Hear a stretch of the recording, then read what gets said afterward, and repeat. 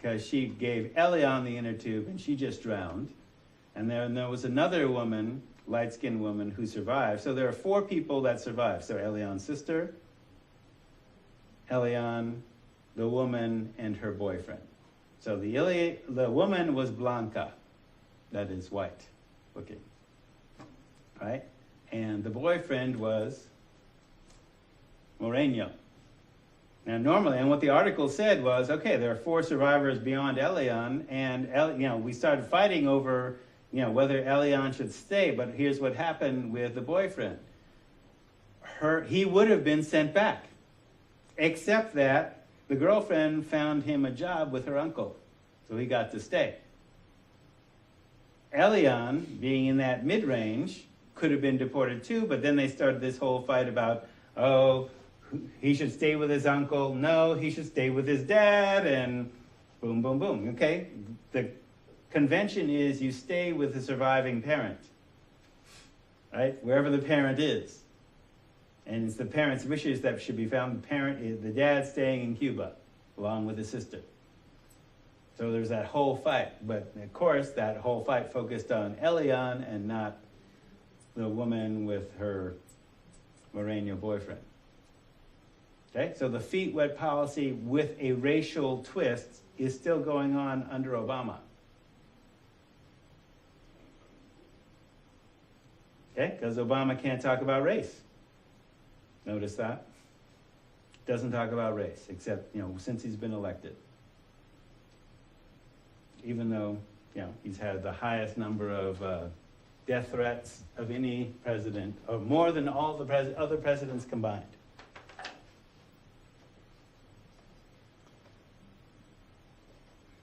So part of the piece that it goes along with this other part of the 14th Amendment, remember that in the 3/5 clause, black people are considered, basically, representatives are apportioned by the states by counting the number of white people and 3/5 of the slave population, which is higher. Even though we're determining this is why slave states can have as many representatives as they do, even though they have a lowered white population. So 3/5 of the slave population is counted towards basically being represented. So now, with the 14th Amendment, we got to get rid of that and say representatives are apportioned among the several states according to their respective numbers, counting the whole number of persons in each state, excluding Indians not taxed. That is, they're excluding Indians because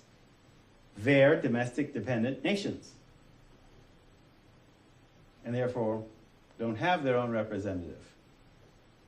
Right? Taxation without representation, that's the original Tea Party. Okay, you're being taxed, you're being represented by whole numbers of people. So that's another, you're a citizen, you're born here, you're a citizen. If we used to count you as 3/5, now you're a whole person. And so you count too as far as representation. Representatives in Congress, the executive and judicial officers of a state or the members of the legislature thereof is denied to any of the male inhabitants of such a state being 21 years of age and citizens of the United States or in any way abridged except for participation in rebellion or other crime. The basis of representation therein shall be reduced in the proportion which the number of such male citizens shall bear to the whole number of male citizens 21 years of age in such state. So this was the law until we amended it for the 18-year-old vote, which you now enjoy. But basically it was 21, was the legal age, the age of majority at that point.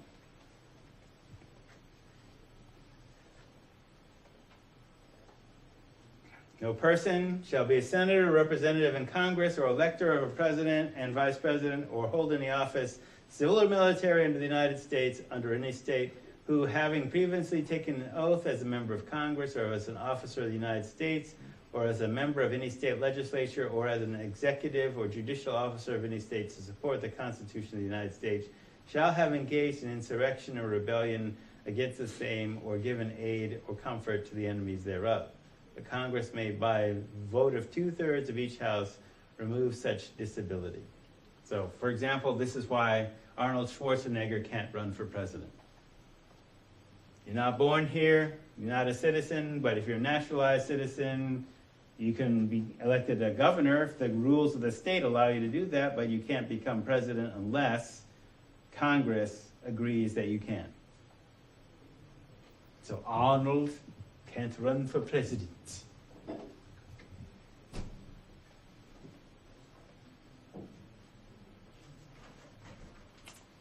Let's see.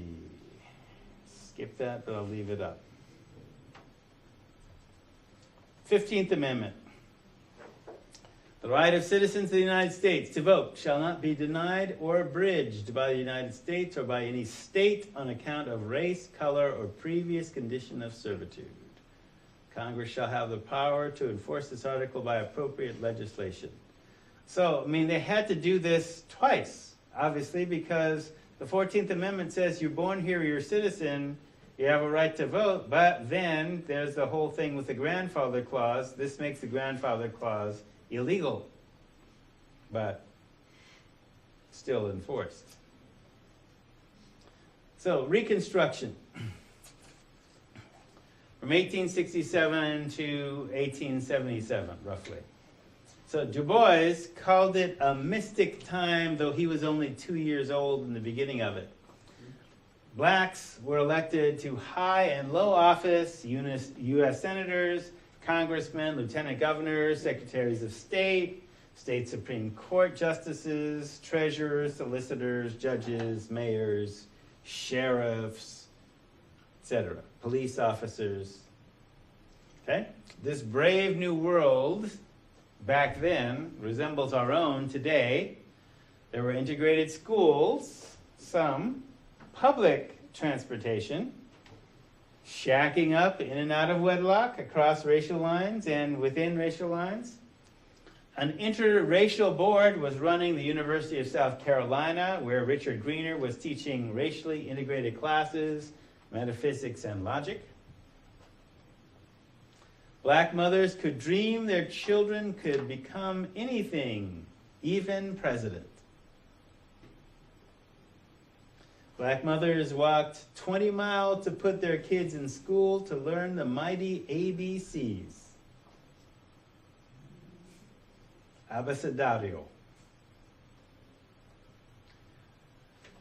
James Augustine Healy became the first black Catholic bishop during this time. His brother Patrick, the first black to earn a PhD in history, but that was in Europe, became the first black president of a Catholic university, Georgetown. Go Hoyas. So, the idea of, so talking about this and then with looking at Reconstruction as a collection of facts, historical and otherwise. So, when we talk about the Freirean concept of banking versus problem posing. So, one mode of education, the banking mode, basically is like educational bulimia. That is, we stuff you full of facts and have you regurgitate the facts undigested to check for accuracy, orthodoxy, conformity, so that you may integrate and assimilate into Borg society.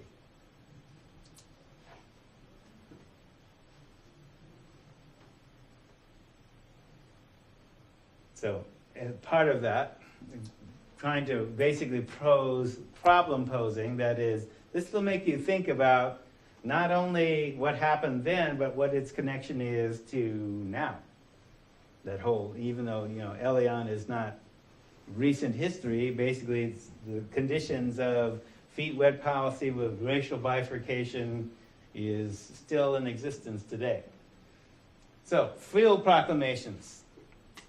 So, the law is then, and the law is now. Law is then and now. Generals in time of war are basically extensions of their government that pays them. So they can make proclamations that have the force of law, that are legally enforceable, and binding commitments of their government. Several generals did this early in the Civil War in basically, in effect, freeing slaves, defining them as contraband, therefore using them in the war effort. So contraband means, okay, you're a human being, but you're illegal cargo, so you're free, from our point of view. So this is in advance of Lincoln doing the Emancipation Proclamation.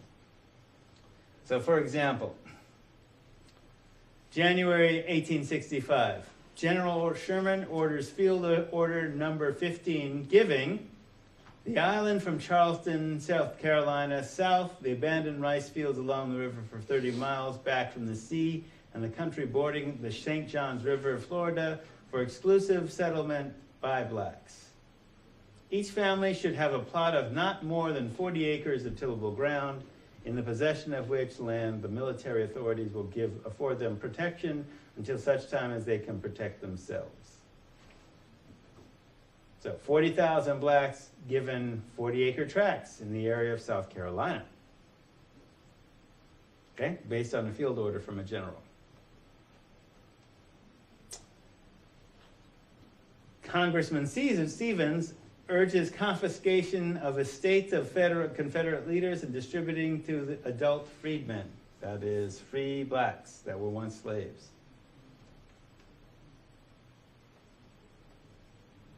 So, what do you people want? Freedom, land, education? So, the government giveth to the blacks, and the government taketh away. So, if blacks get more than whites, lands were essentially given back to the planters. The plantation. What educational gains there were, Francis Healy, first black awarded the PhD ever in Louvain. During this time, the founding of HBCUs, that is historically black colleges and universities, begins because we can't have Negroes and whites learning side by side. It may lead to the S&M words, sex and miscegenation. And the fear was by miscegenation, gradually white people would disappear. That's why the fear of amalgamation was so present. And the reality is that we found through race mixing in America that doesn't happen. All right, so citizen means the right to vote too. So, Civil Rights Bill passed over President Johnson's veto. He opposed black suffrage, which means opposed blacks voting, the right to vote. Civil Rights Bill gave citizenship to blacks and gives them the same right in every state and territory as enjoyed by white citizens. Now, one of the things that I always found interesting is, wait, didn't the Constitution amendments do that? Why did we need a civil rights bill to trump the Constitution? Well, because states weren't following the Constitution. So the first time, race riots, what that essentially meant up until Watts in 1965, race riots meant whites going into black neighborhoods, burning, looting, and murdering, and this would be the term and remain true until the Watts riots of '65, which were a largely black affair. So, meanwhile, during this race riotous time, white Democrats and police began race riots, that is, whites killing blacks, in Memphis. 46 blacks, 2 white liberals killed, 70 wounded, 90 homes burned, 12 schools, 4 churches burned. In New Orleans, 40 killed, 150 wounded at a convention of black and white Republicans. So in this time, understand, the Republicans are the party of Lincoln. The Democrats are basically the party of the South, of the racist South. And this would be the norm back then, until Roosevelt. When it switched from Roosevelt being a Democrat, and most blacks voted Republican up until Roosevelt. All right, so, and that's why they're referring to, in the 50s and 60s, the Dixiecrats. They were Democrats, but they were racist. Klansmen, etc. So notice the connection, Democrats and police. So police were also participating in these race riots as well as firemen, as well as other folks, because the police and the firemen were segregated.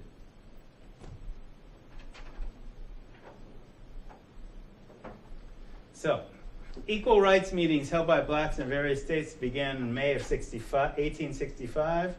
The last battle of the Civil War was fought at White's Ranch in Texas, May 13th. Okay? Union soldiers informed blacks of the Emancipation Proclamation as well as the end of the war on June 19th in Texas, leading to the celebration today of Southern blacks of the false holiday, the faux holiday, Juneteenth. So wait, you've been free actually by law since January 1st. Well, the white folks don't tell you about it until they lose the last battle of the war, and even then they don't say anything about it until a month later, more than a month later. And it's Union soldiers saying, you free, but you've been free for 6 months. So we're celebrating Juneteenth. Why? Well, I'm from LA, so Southerners tend to celebrate Juneteenth. The black codes. Rights are given, rights are taken away. At no time will rights given, quote unquote, to whites override white skin privilege. There's always a reaction to liberation struggle. Do not mistake a temporary victory for the finish of oppression and the entrance of freedom. Chains come off, they devise new chains. Mos Def song, they say you want you successful, but then they make it stressful. You start keeping pace, they start shaking up the tempo.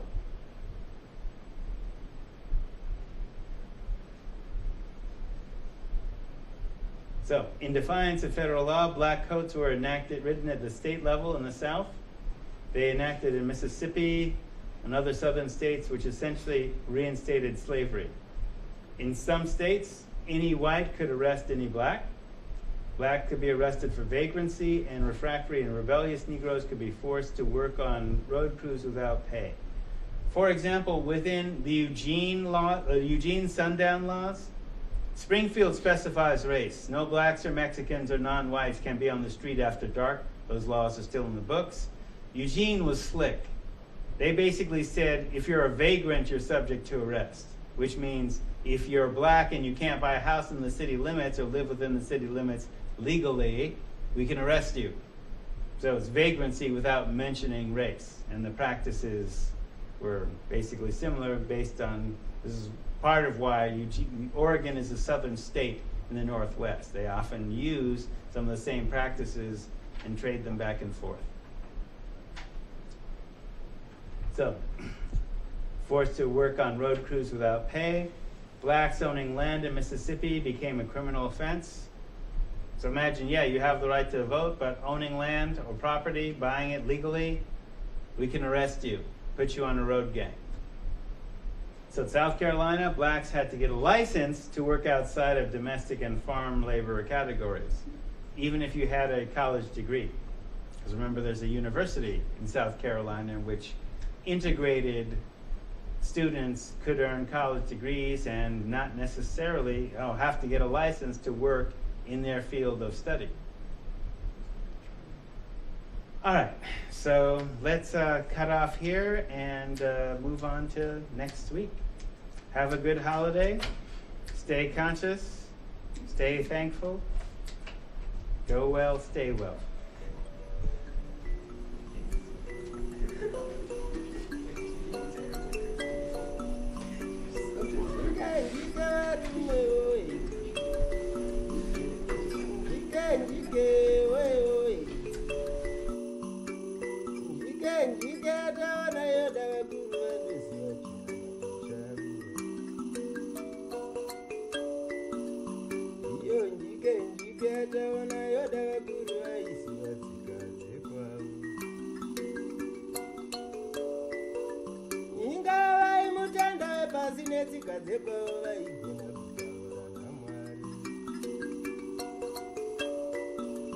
Ingava imutanda wepasi tsika dzeko vachigona kutaura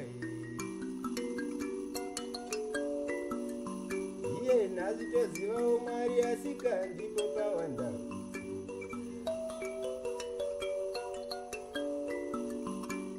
nhasi tozivawo Mwari asika ndipo pawanda